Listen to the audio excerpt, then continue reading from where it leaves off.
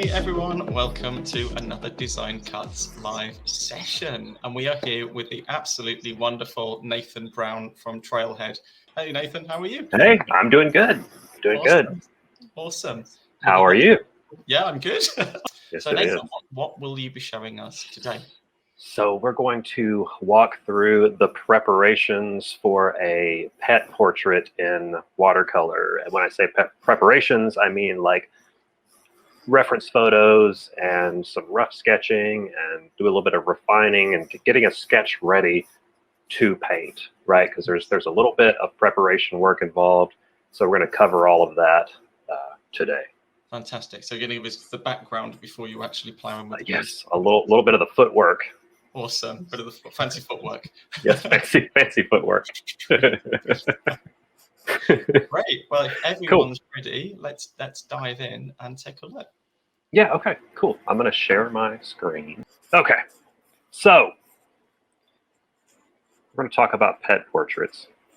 And in case you haven't seen this before, I'm using an app called VizRef and Procreate side by side. And VizRef is it's an application just for maintaining like mood boards and reference photos. It's just you just have collections of reference photos. And so I often open them side by side so that I can view reference as I work. And we've already established that this is your cat, and it has been bribed with catnip to stay still. Yes. So this is my cat, and my wife and my oldest son, they take a lot of pictures, a lot of kitty pictures, and I walked in late last week, and I said, hey, I'm gonna paint. Her name is Tinker, and I said I'm gonna paint a picture of Tinker for Design Cuts, and I need some photos. And within 3 minutes, I had like 20 photos on my phone. I mean, they just unloaded, right? And so I to save time, I narrowed it down to 3, right? so we wouldn't have to look at all 20. So okay, so now when it comes to painting and drawing pets, I mean, you can certainly, if you're familiar enough with your own pet, maybe you've drawn your pet 100 times, and you can just do it from imagination just brilliantly without any kind of reference. But if you haven't, reference is essential, right? And I narrowed it down to three photos for reference. And I knew that I wanted to draw I wanted to draw from the reference. I'm not making up a pose from imagination using the reference. I'm actually drawing what I see. So I wanted a really good photo, and this was probably my second choice. I like the lighting in this photo. I like the pose, right? And this one, she's looking straight on at us. It's kind of cool. It's lit really well, but the lighting is not necessarily as interesting, right? Plus, I know her, and I know she's annoyed, and I just, although her eyes are really pretty, anyway. What I ended up choosing was this one, and the reason is, and I'm going to open it over here so I can draw on it. She's getting a lot of love in the comments currently. Oh, cool. Well, yeah, she gets a lot of love all the time. So, okay. All right. So this photo, like the reason I chose this photo over the others and the others that did not make the cut at all, was because I know what she's doing in this photo. She's looking out the window, and she's probably looking at birds, right? So she's really super alert, okay?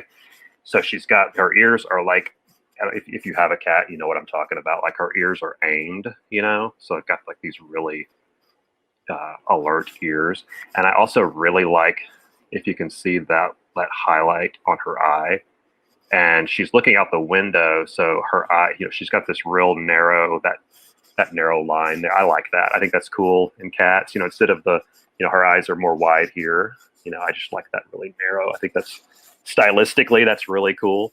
Nice. She's also lit really well. It's like the light's coming in from the window, so she's really lit well through here, and then this part right here, and then down here. Okay, so in contrast, there's lots of great shadows back here.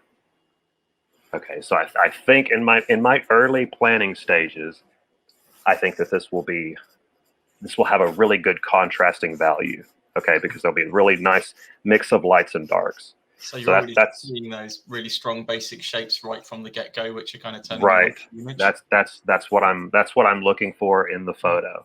I want something that's real nice and has a real nice range of values, meaning the lightest lights and the darkest darks. Okay, that makes sense. Is everybody? It does. It does to me. Does that make sense to everyone? I think Debbie's saying she missed the beginning. What software are you using? This is Procreate. Oh, Procreate, and then the reference photos are open in an app called BizRef.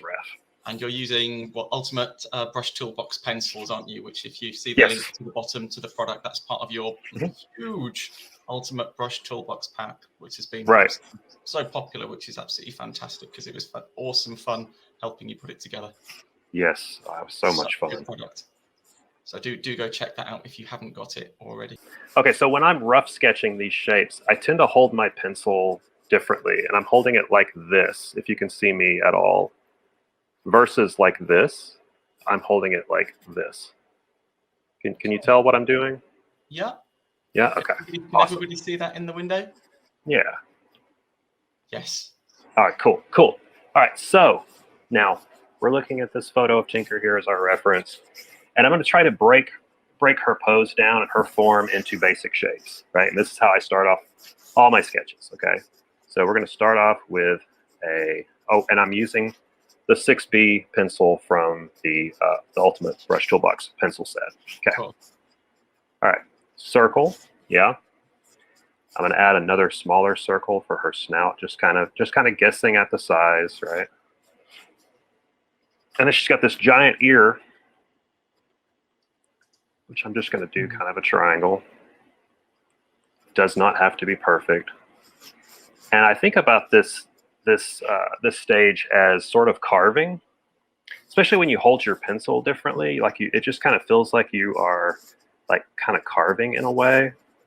I don't know if that makes sense or not. But is that to give you more sensitivity when you're using the pencil, Nathan, or just does it put you in a different mindset? I think it kind of, for me, it kind of does. Like holding my pencil differently. It also, like when I'm holding it like this, if you can see, like, and I'm real, my fingers. Is it more like that? You can see mine. I can't see you. Let's see if I can see you. Oh yes, no, it's more like this. Okay. Okay. Because if I'm holding it like this, right, this feels like detail to me. Like I'm going in, and so so I'll go from this to like this, like holding it like, and then I'll go closer to the tip for detail. Sure, I guess you're using less of the tip, a more pointier end of the tip when you're holding it. Right. So you'll see in a little bit, like my lines will get a little bit darker, but they're still kind of thick, and that's this. Okay, and then they'll get real fine, and that's like this. Do you do that in analog as well? Yes, for sure. Okay, interesting. Yeah. Okay. Yeah, I'll try to. I find that if I change up the way that I'm holding the pencil, it changes the lines I make, and sometimes you need that variation. Sarah says, "Can you move the cursor, please?" Oh, move the cursor. Yes. Yeah, there we go. Thank you. Thank you. Got it.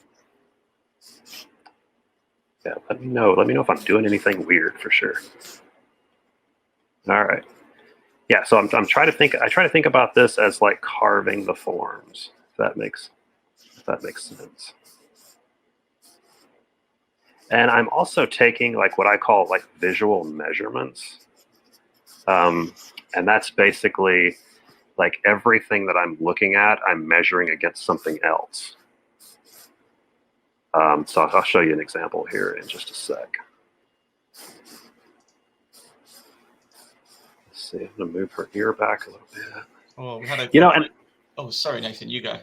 Oh, I was gonna say I try not to erase anything at this stage. Like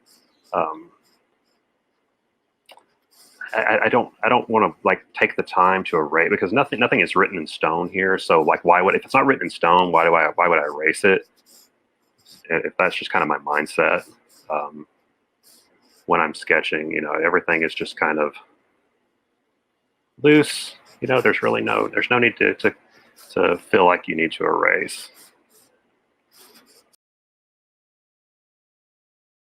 Yeah, measuring is just, it's so essential and so important. And I don't think I really realized I was doing it. Awesome. Up as well. Thank you very much. What was that? Oh, I was going to say the team's linked up that session as well. Should anybody? Oh, cool. Cool. Okay, so what I mean by visual measuring, let's just take a look at this one real quick. And I do this in my head, right, as I'm going. You know, like when I get this ear, oops, let's get a better. Let's see if you can see that. When I get this ear in place like this, and I'm looking to place this ear, I notice that this ear is about this. It's about that wide, and it's the same distance. Okay, these two distances are the same. Does that make sense? Yeah. So every time I do that, you know, when I go to place the eye, I'll notice that the eye is about 2 eye widths from the ear. And I'm just doing that as in my head as I go, and that's how I'm able to get, you know, fairly close. Sometimes I still have to make adjustments, right? I mean, it's not perfect, but I can get pretty close. Okay. All right. Oops. Let me go back to black. So when I'm using these pencils too, and I didn't do it here, but I choose like a kind of a dark gray and not a black, just because pencil is not, it's not black. Okay, so I've got quite a few details, or quite a few placement, a few forms in here that I think I can kind of go by. Unless there's anything else. Okay. All right, I'm going to start with the eye because for me, the eye is probably like the central focal point. And I drew in a circle for the eye like this, right? Because the eyeball is round, yeah? Inside the skull, it's round. But when we look, if we start from a round shape, then we can kind of carve out these areas of skin that's around her eye. And we can kind of see, try and think of it as being rounded. You know, so as you draw, you're sort of carving this round. Everything is wrapping around the eye.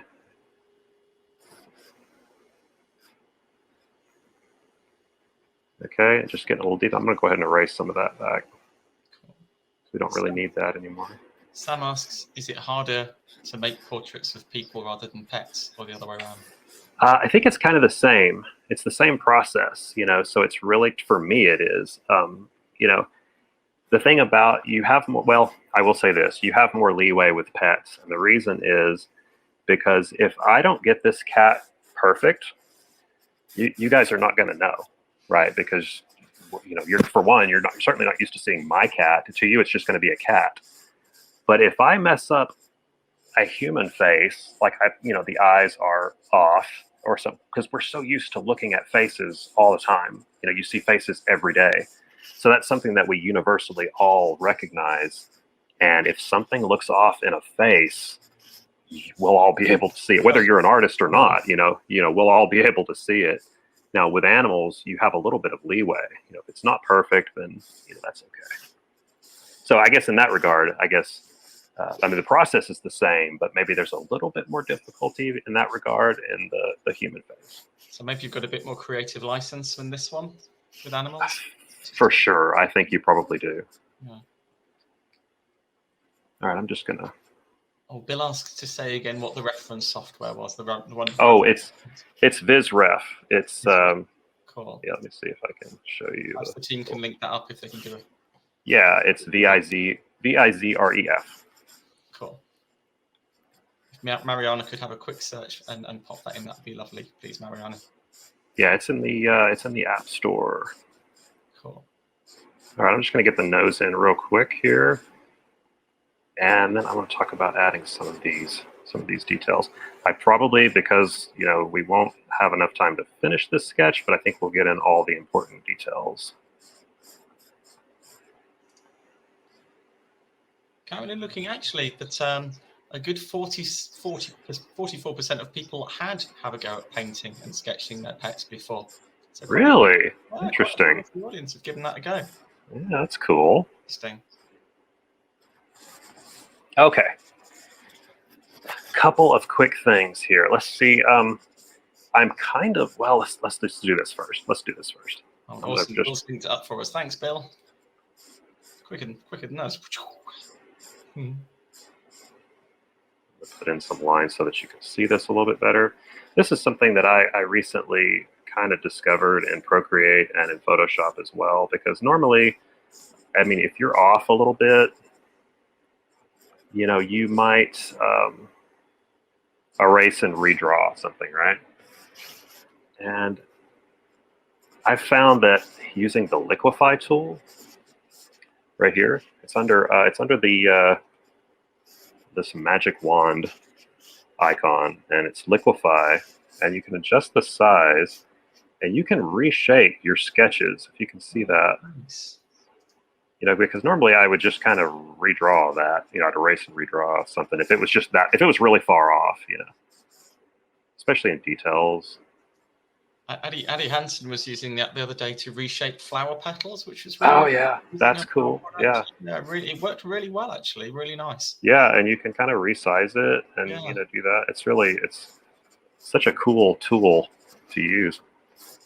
Okay, so I'm switching my grip on the pencil, and I've got this rough form of the cat, right? But as I'm putting in the more detailed lines, I want to think about shapes, and I want to think about design of my lines. So for example, like, you know, this line right here just kind of looks like that. Yeah. But I kind of want to try and add some design to it if I can. And sometimes lines, you know, there's basically, you know, you got a straight line and you got an S curve and you got a curve. And that's really all you have. There's not much more that you can do. So it's just the placement of those straight lines and curves. You know, so whereas this might be a curve, then this might contrast it with the opposite curve. You know, this might be a curve this way, the nose this way. You know, I'm trying to add design elements to my lines, if that makes any sense at all. That's kind of hard. It's kind of a hard concept to, why would you do that? Well, I think that it kind of makes an more interesting sketch to me, to be able to add interesting lines. You're putting something of yourself into it, do you think? Yeah, it's kind of a style thing, you know. Otherwise, you could just trace it, I guess. Yeah, I guess you could. You know, you could trace it, but unless you are, you know, you're thinking about that stuff as you're tracing, then yeah, you're going to end up with something that's kind of stale. So as I'm drawing, I'm trying to think about these types of shapes and curves in my lines. Yeah. Okay, so I'm going to take this, and I'm going to take this eye. I'm going to move it up just a little bit. It matches in. Maggie asked a question, and she says she mainly works on animated movies, and I find it hard not to make portraits cute. Do you have any suggestions apart from starting with tracing? So I guess that kind of links in, really. Yeah, I think that, you know, you want to, you know, animated and cute shapes and forms are different. They're more exaggerated. You know, eyes are larger. You know, sometimes heads are larger.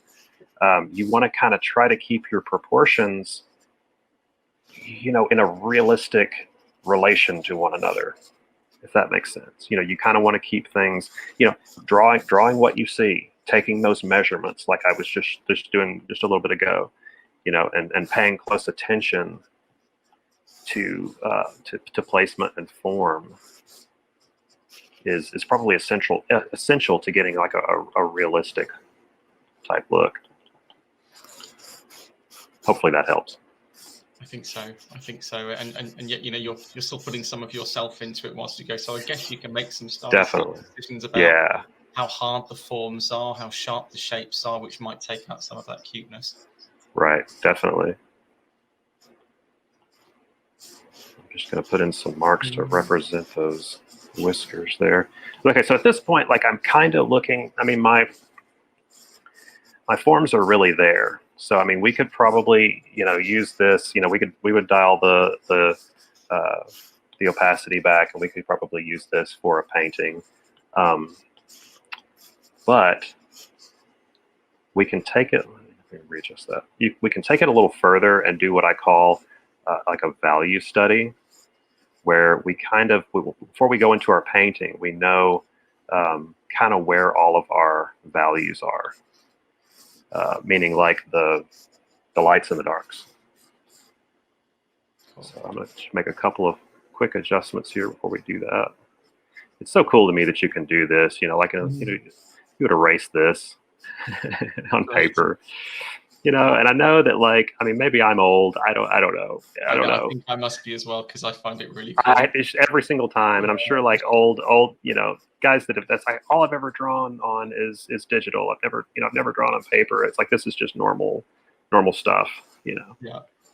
But for me, it's like every single time. It's just like, wow. And I still find it amazing. You can take an awesome photo on a phone, right? So yeah. Yeah. Right. Yeah. I mean, a few years ago, you could take a picture on a phone and it would be terrible and you would never use it. Anyway. Okay. All right. So when I talk about value, like a value study, like I'm going to be using just some scratchy lines, like this, to kind of place some of my values. And then we'll end up doing a rough or a tighter sketch around that for the painting. Now, again, this is not, this is optional, right? You don't have to do this. You could certainly start painting from here, but I think it's kind of to have a little bit of a plan of where your values are. I think it's helpful. So you're kind of putting in the depth at this point? Yeah, I'm just kind of making some, like I'm looking for my middle tones and my dark tones and kind of where they're going to go. It's really interesting because obviously we had Dan Flores on the illustration event last week as well, and also do check that out in our Learning Hub, because it was really, really cool. But he was using Illustrator, but he was still doing the same thing. He's still finding blocks of light and dark. He's still blocking them in, right? To build up the depth, and you can really start to see it's techniques. It's also amazing to me that like, no matter what software you're in, or if you're using a pencil and paper, or you're in Photoshop or whatever, the process is really this kind of the same. I mean, like, a little bit of the tools may be different and your capabilities, but I mean, it's really the same thing.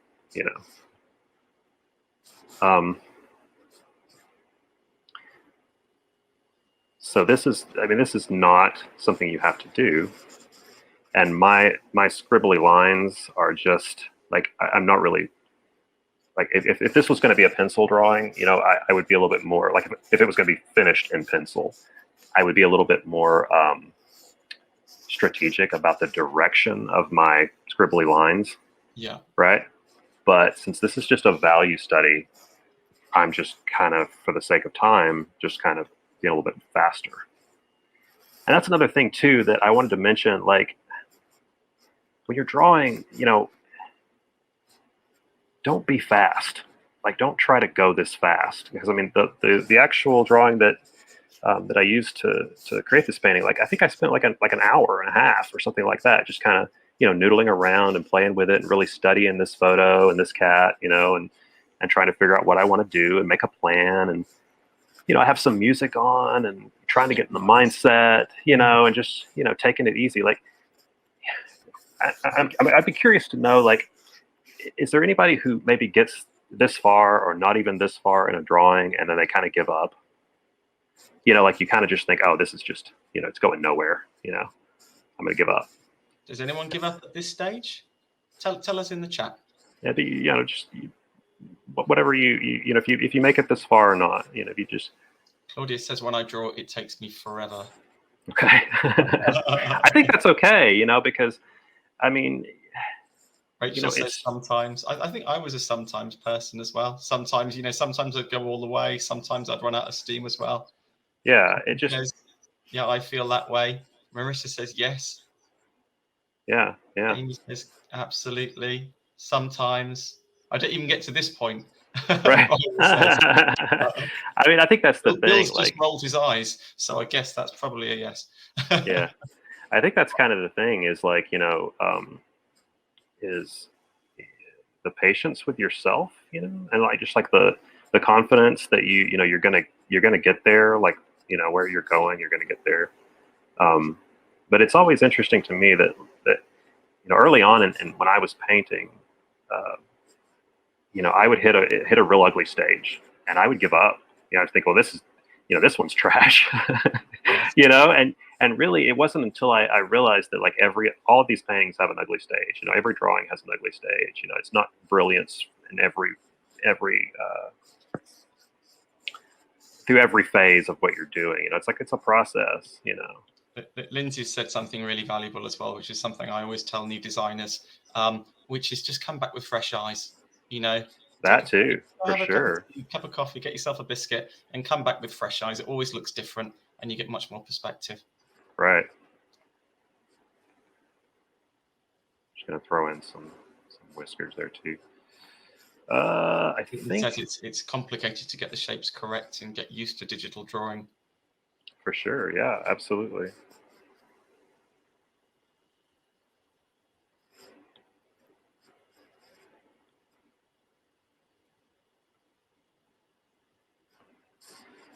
Yeah, so I'm just laying in some of these values, and trying to a lot of the values are in her stripes, the darks, her stripes. Just trying to get those wrapped around the form. Like you can see that like they wrap around this way. Even though some of that may not be, like I know some of that may not show up in the painting, but I still want to have an understanding of that, right? Just get her. I think as with Claudia yesterday, it's really fascinating to see your creative process, and just how it works. And something I did yesterday was I said to everyone, would you be interested in a product from Nathan showing him teaching some of these things? Oh, cool. With Claudia yesterday, and it was a resounding yes. And I know I find it really interesting learning how to do all the, how to measure the shapes and how to build it up, etc. Well, it's learning to do this like fascinates me, right? Just all the things that your brain does, when you're trying to interpret something from 3D onto a 2D surface. Just all the things, all the little things that your brain does, because it's hard, and your brain like tries to make things easy. So all the things that it does to try and kind of like almost fight you in a way, it's just really interesting to me. And it's interesting the process that you go through to exercise your brain into thinking and seeing things this way. I don't know. It's interesting to me how that works. So did anybody say yes? Do you know what? I think everyone's saying goodbye to Courtney. Bye, Courtney. We're chatting away to Courtney in the chat. Would everybody be interested in Nathan producing a product that is some of these things? I'll say it again.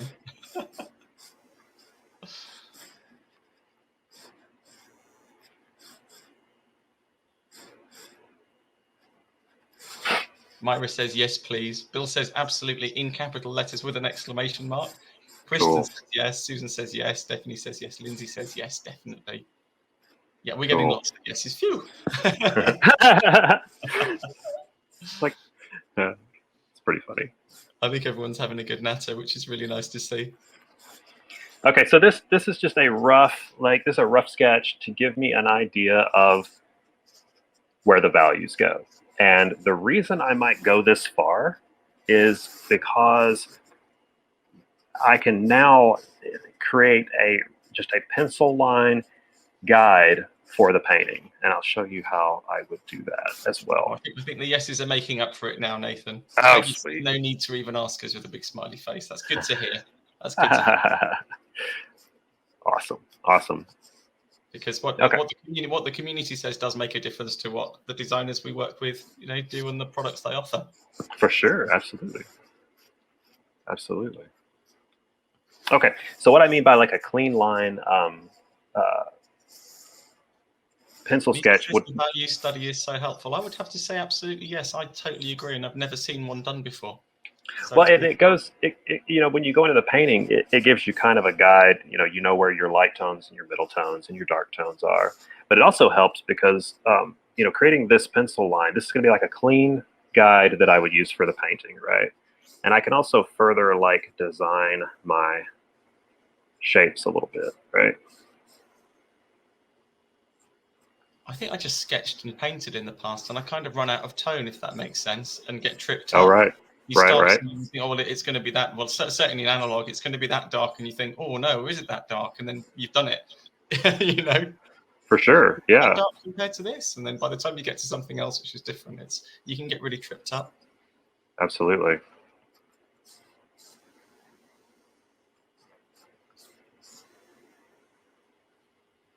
So I'm not necessarily following my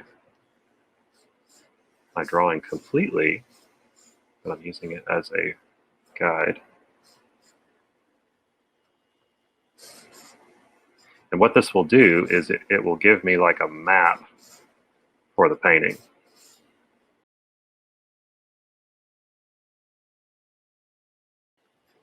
So what I'm doing, I'm going to trace all of these dark areas to give myself that guide. I'm not going to fill them in because the problem is if we were to go in, because watercolor is transparent, right? So if we were to use this, you know, we would be painting and we wouldn't be able to see the paint because it's transparent and you're going to see all that stuff underneath. So we just want this. That's why we're creating this guide. And if anyone's thinking, how on earth is Nathan going to get this painted in the time and doesn't know, there's actually going to be a follow-on session. Okay, so I kind of have this rough guide going. There's going to be some shadows down here. Oh, yeah, I tend to go quiet a little bit. I'm trying not to.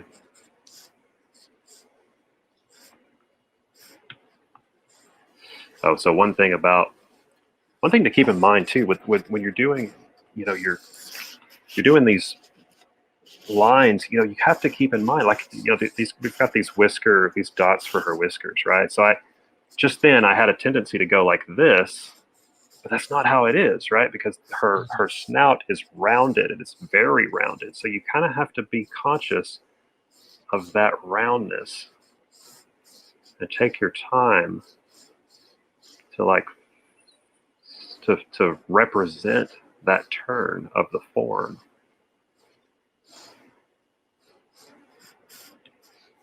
Lydia says she's sketching along, which is really cool. Oh, sweet. That's great. That's awesome. That's great. Okay, so I'm going to put in some little dots there. And this is really... Do you find sometimes you have to be more obvious with the shapes in a painting or sketch than you are in real life? Oh, for sure. Yeah, because, you know, you do something that looks accurate from the reference, but then it just doesn't translate for whatever reason. And you kind of have to exaggerate something. You know, you kind of have to make it a little bit more apparent than what it actually is. Okay, so let's see. If I turn... And we've had a... Oh, there we go. Back up a little bit. And do you recommend walking away from your sketch layer before you start this part? It seems like I would get here and want to make a lot of changes. Yeah, I mean, I think anytime you can walk away, which, you know, that's good advice. It really is, because you get so, you know, you're working on a thing and it's like you get tunnel vision, you know, and then you find yourself making, you're making choices that aren't really doing anything. You know, like I could zero in right now and I could start, you know, rendering the eye, you know. But really, it's not, you know, I'm going to do that later in the painting, so there's really no need to do it right now. But part of me wants to, you know, because I'm just looking at this, you know, this is my guide for the painting. Well, that doesn't look like much, you know, but that's all I need, right? It's all I need to paint from. So yeah, anytime if you're sketching, another thing too is, don't get frustrated. Yeah, I have a 15-year-old art student that comes once a week, and we do like traditional art, and he's learning, and I can tell when he gets frustrated, and when you get frustrated, that's definitely time to walk away. You don't. It's got to be fun and it's got to be relaxing. And if it's not, then yes, walk away for a little while and take a break. Come back with some fresh eyes. Because you don't want it to not be a joy. Anybody ever get frustrated?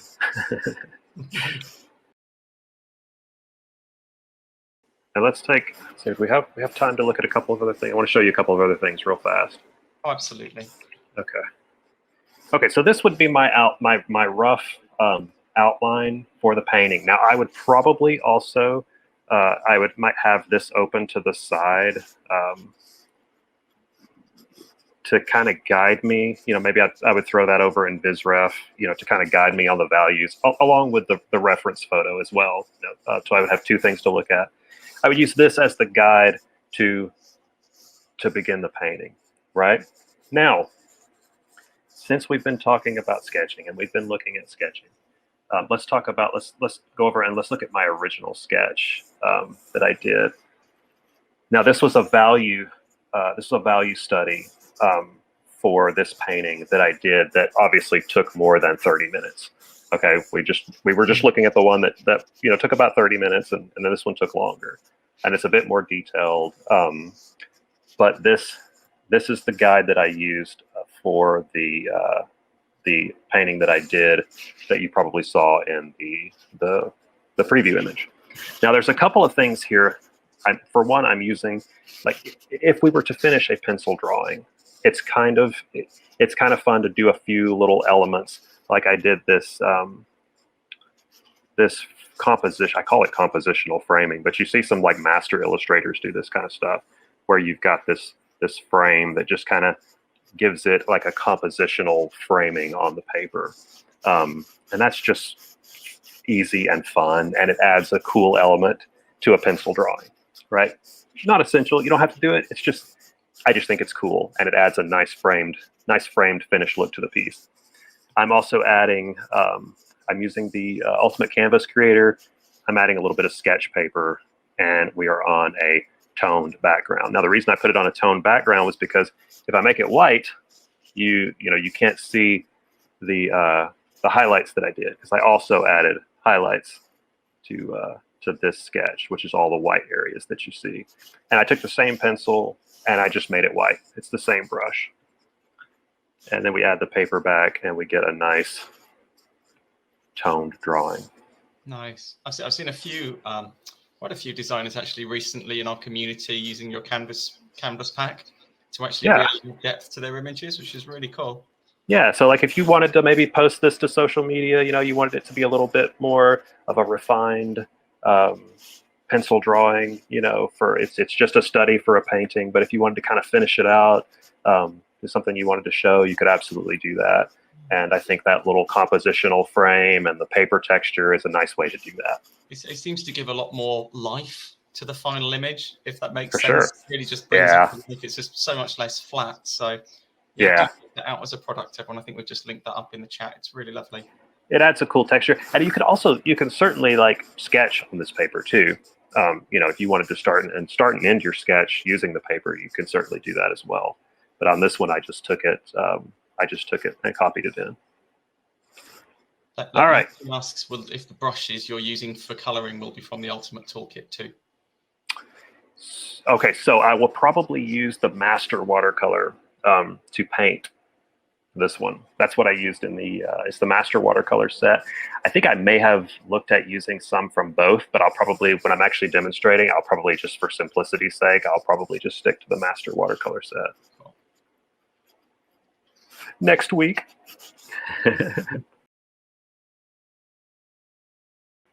Stephanie asks, is this one completely done in pencil? Well, the preliminary sketches are, aren't they, Nathan? It's all been done in pencil. Say that again? Is this one done completely in pencil? Yes. Yes. Yeah, this one is just completely pencil.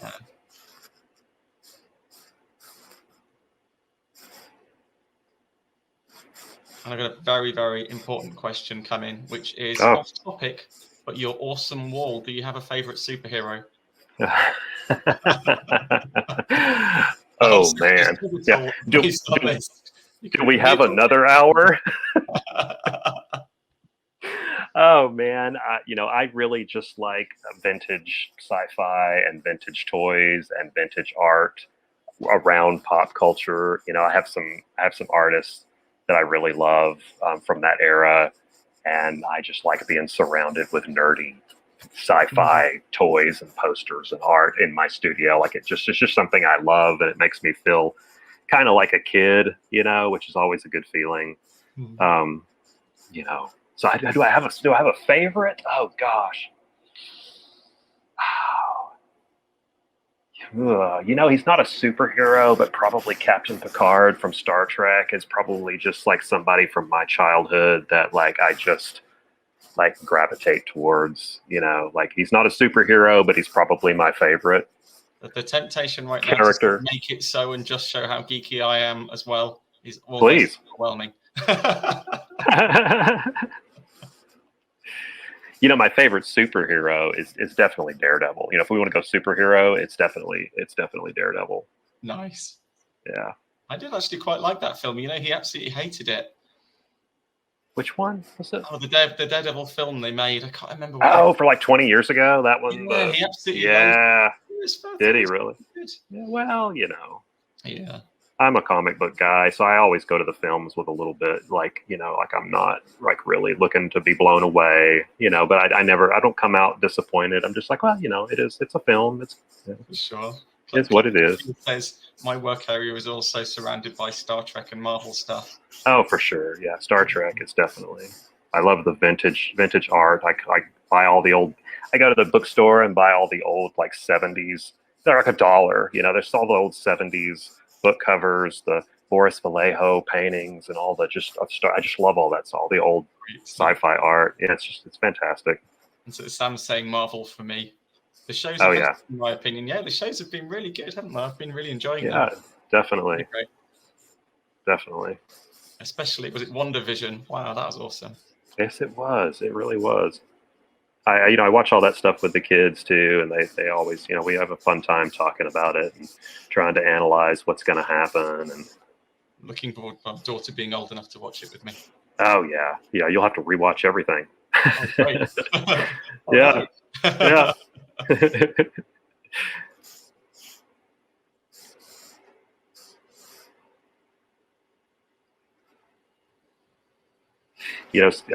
Drawing too is just like something that I mentioned before that it should be relaxing, and I hope that it is for people. When you sit down to draw, I hope it's something that's don't try to do this when the kids are around, asking for sandwiches and things. Don't do it then. Like, have a set time, where you can sit down by yourself and like work on something like this. I know for me, from 3 p.m. onwards, I'm basically the right. Yeah, you don't. Yeah, you don't want to draw there. While that's going on, that's not the time. That's the time you'll get frustrated, right? So have a set time. Have a place. Like if you've got a place, don't like, don't just try to do it in the kitchen where there's high traffic. Do it. Find yourself go to a closet if you have to, right? I mean, get a quiet place and get some music going, and really it makes a difference. I mean, it really does when you can get in the right mindset. If I find the kind of music I have on, I just change it all day depending on what I'm doing in terms of creativity. If I'm for sure, yeah. I mean, different types of music on, and if I get a bit stuck with something, I'll often change my music up. Yeah. I'll find that like some things get like if I've got something kind of upbeat, like it might get a little it's different, and then the song slows down, and it's like, oh, now I'm all paying attention to details, like I'm all focused in. But whenever I'm got something fast paced going, I tend to work a little faster. All right. Any more thoughts, questions on kitty sketching? I think that is all the questions. If anyone Cool. has any last minute questions, do pop them in now. But I think other than that, we've covered it. I think which is a really interesting session. As I say, it's not something I've seen done before, and I really enjoy watching other designers and artists just giving of themselves in their technique and how they do it, because it helps me grow as a designer and an artist as well. It is always interesting to watch the process, because there's more than one way to get to an end result. So somebody else that may draw a cat, it may come to a fantastic end result, but the road to get there was a little different. So it's always interesting to me to see the road that an artist would take to get to the same end result. So I think next week when we start to paint this thing, it'll be really fun. Cool. Yeah, I'm looking forward to seeing that especially. But yeah, thanks so much. And everyone do check out, of course, if you haven't got it already, although I know so many people have bought this product because it's just the best introduction to, brush packs for Procreate, for Affinity, for Photoshop. You threw the book at it, and it's every brush, television at it, and then everything at it. So it's an awesome product. So do check it out, and check out the canvas pack which you made only like a few months ago now. Basically, just that one's new. That extra depth and that creativity, and it's really nice to show areas of the canvas, but without any paint on, and use that as part of the composition, and just allows you to go that extra mile, which is really cool. Absolutely. Yeah, they're a lot of fun to use in combination with each other. You've got your brushes and you've got your surface, and it's like the perfect storm of products to help you in your creations. For sure. And as I say, I've seen a number of people in the community that I actually follow on Instagram using it, which is really, really cool. So it's nice cool. To see, especially when they call it out, and I'm like, oh yeah. Awesome. So that's really cool. So thanks so much everyone for coming along. That was an absolutely awesome session. Again, Nathan, thank you very much. If everyone could just give a big thank you to Nathan, although I think they've already started doing it in the chat. That would be amazing. Thank you so much. If you click on the DC logo at the top, that will allow you to follow us so that we can actually send you more information about live sessions before they come out, so that you don't miss any. And it was absolutely lovely seeing everyone and seeing the community chatting away. Everybody's so nice. They're so nice. I'm always amazed at everybody's just so sweet. Yeah, they really are. And do obviously follow Nathan on Instagram as well. That'd be super cool if you can check him out on there, so you can see what he's up to. Cool. Great. Awesome. Thanks so much, Nathan. And I will see you at 4 p.m. next Wednesday. And I hope to see everybody else here too. I hope you've had a fantastic time on this session, as much fun as I've had. And thanks ever so much. Brilliant. So good. Thanks, Nathan. Cheers. Thanks. Bye-bye. Bye-bye.